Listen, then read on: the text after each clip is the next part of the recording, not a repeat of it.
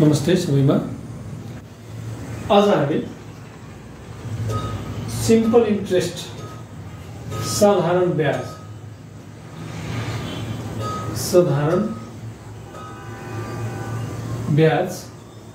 र एउटा हुन्छ कम्पाउन्ड इन्ट्रेस्ट। त कम्पाउन्ड इन्ट्रेस्ट अहिले हामीसँग अहिले पढ्नु छैन। हामी साधारण ब्याज आज हामी पढ्न जान्छौँ।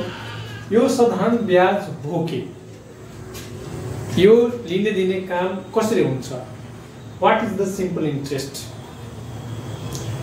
साधारण ब्याज के हुन्छ कि बैंकले एक वर्षको लागि तोक दिएको हुन्छ। सपोज दैट 10% यदि तपाईँ कर्जा लिनुभयो भने 10%, 12%, 8% यसरी तोकेर उसले दिइदिन्छ र त्यो सामा यानी कि हाम्रो प्रिन्सिपल भन्दा बढी केही रकम लिन्छ भने त्यसैले नै हामी के भन्छौँ, साधारण ब्याज भन्छौँ। यो साधारण ब्याजमा अब जस्तै के हुन्छ, अब अलिकति पनि के चर्चा गरौँ कि गाउँमा जुन पैसा दिइन्छ र बैंकले पैसा दिइन्छ भने त्यसमा फरक के छ। गाउँघरमा तपाईँ सुन्नुभयो होला, सैकडा 3 रुपैयाँले दिन्छ मन्थली गरेर। त्यो सैकडा गर्यो भने यो मन्थली हाम्रो कति भयो, सरी इयरली 36% हुन्छ। कति पर्सेन्ट हुन जान्छ, 36% हुन जान्छ। तर बैंकले हाम्रो 10% देखि लिएर 12% सम्म भन्छ। अब यो पैसा गाउँघरमा हाम्रो यो पैसा सस्तो लाग्छ र यो पैसा हामीले के लाग्छ, महँगो लाग्छ। अब यसैको बारेमा अलिकति हामी डिस्कस गर्छौं र निकालेपछि हामीले थाहा हुन्छ कि कुन सस्तो छ र यसमा के हुन्छ। अब तपाईँ पैसा कसैबाट लिनुभयो, फेरि दिनुहुन्छ, केही समय लाग्छ र केही उसको दर होला जुन ब्याज दर भनिन्छ र त्यो लिने दिने दर र समयमा सबै निकालेर यो कसरी साधारण ब्याज निकाल्न सकिन्छ भने यसको क्राइटेरियामा हामी के पढ्छौँ, पहिला प्रिन्सिपल हुन्छ, यसलाई हामी सामा भन्छौँ। अर्को रेट हुन्छ, यसलाई हामी दर भनिदिन्छौँ नेपालीमा। र अर्को के हुन्छ, इन्ट्रेस्ट हुन्छ, यसलाई हामी ब्याज भन्छौँ। र त्यसपछि एउटा के हुन्छ, अर्को टाइम हुन्छ, कति समयको लागि दिनुभएको समय हुन्छ। र अर्को हुन्छ एमाउन्ट, यो पनि यसलाई हामी मिश्र धन भन्छौँ। के भन्छौँ, मिश्र धन भन्छौँ।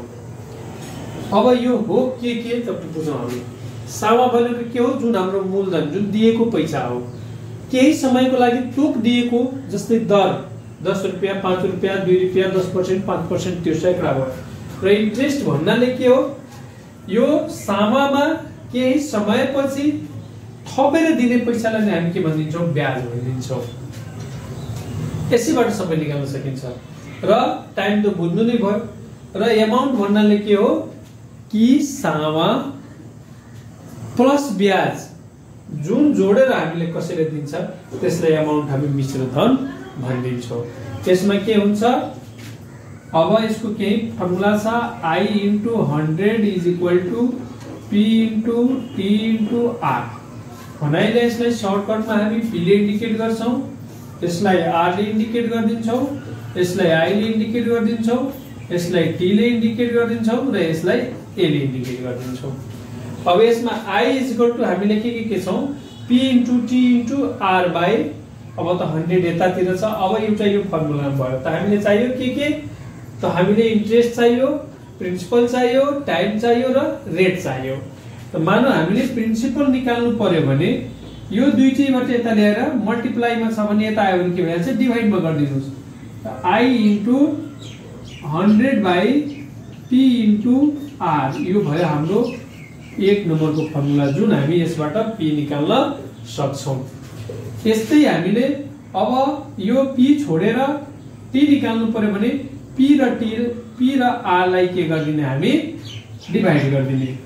I × 100 = यता अब कसलाई छोड्ने, T लाई, र अब के आइहाल्छ, P र R divide P and R। अब आफ्टर दैट के हुन्छ बाँकी कुन बच्यो एउटा हाम्रो रेट बच्यो रेटको लागि पनि त्यस्तै हो यहाँ r राख्दिनुस् यहाँ I * 100 र तल भइहाल्छ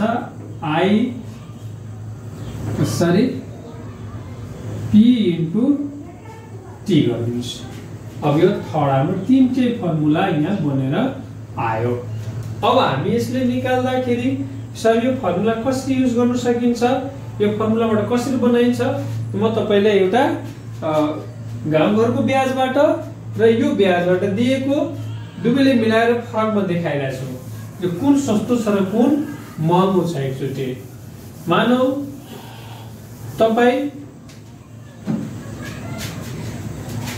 गाउँघरमा गाउँघरमा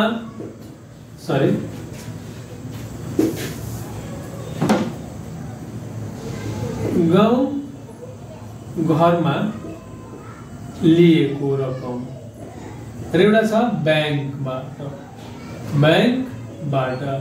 यो गाउँघरबाट यहाँ लेख्नुस् है अब दुवैलाई हामी कम्पेयर गर्छौं सपोज दैट उसको सामा P = यसले गाउँघरबाट कति दियो 10,000 टाइम राख्यो 2 वर्ष R भयो यसको सैकडा 3% ले भन्छ 3% यो भयो मन्थली के भयो मन्थली भयो अब यसपछि हामी ब्याङ्कले जब लगानी गर्छ त P राखौं हामी 10,000 नै राखौं T हाम्रो 2 इयर्स नै भयो र R हाम्रो 12% भयो अब यसको I = व्हाट गर्नुस् यसको I = व्हाट गर्नुस् यानी कि यी दुवैमा ब्याज कसको बढी आइरहेछ भने हेर्दा हामी के हुन्छ we know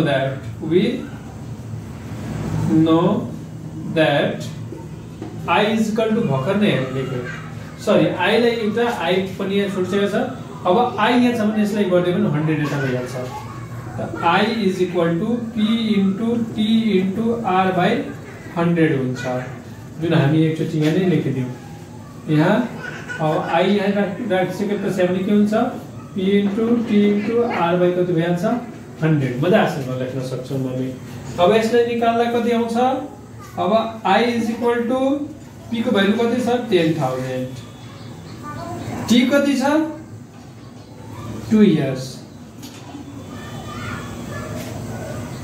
र हाम्रो R कति छ 3 त्यसले मल्टिप्लाई कतिले गर्नुस् मन्थली हो त 3 * 12 गर्नुस् 36% हुन्छ 36% डिवाइड बाइ 100 दुईटा 0 क्यान्सल गरिदिएपछि दुईटा 0 क्यान्सल गर्नुस् भने हामीसँग कति हुन्छ 100 इन्टु यसले गर्नुस् यो 7200 इन्ट्रेस्ट आउँछ 2 वर्षमा अब त्यस्तै यसमा गर्दा के हुन्छ सेम फर्मुला त्यही आउने I = P * T * R / 100 = P को भ्यालु 10,000 प्लस यसको भ्यालु कति हुन्छ 2 इन्टु यसको भ्यालु 12% बाइ 100 दुईटा 0 क्यान्सल गर्नुस् अब 100 इन्टु 2 इन्टु 12 = अब what difference between local interest rate and banking interest rate you can get the difference between here okay यदि यसबाट तपाईहरु यो फर्मुलाहरु पनि बुझ्नु भयो होला र गाउँघरबाट लिएको पैसाको पनि हिसाब किताब गर्न तपाईहरुले थाहा भइसक्यो होला यदि यो तपाईले भिडियो राम्रोसँग बुझ्नु भएछ भने ठिकै छ यदि बुझ्नु भएछ छैन भने एकचोटी फेरि कमेन्ट गरेर मलाई भनिदिनु होला म फेरि यसलाई बुझाउन कोसिस गर्छु है यदि यो तपाईलाई भिडियो राम्रो लाग्यो भने लाइक र सब्स्क्राइब पनि गरिदिनु होला हस् धन्यवाद